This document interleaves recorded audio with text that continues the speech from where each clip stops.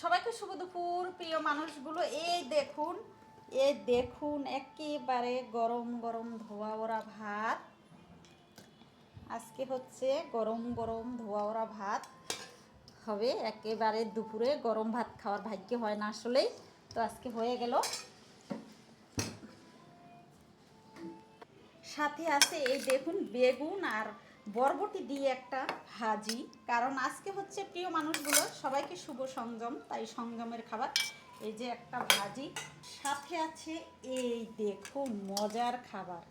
এটা হচ্ছে সবজি দিয়ে বেগুন, আলু, তারপরে হচ্ছে এই যে পনির, বড়ি দিয়ে পনির রান্না করেছি। এটা খেতে কিন্তু অসাধারণ। এই দেখুন পনির, আসলে অল্প একটু পনির ঘরে ছিল, তার ঝোলটা কত সুন্দর যে আসলে অসাধারণ কিন্তু এটা খেতে।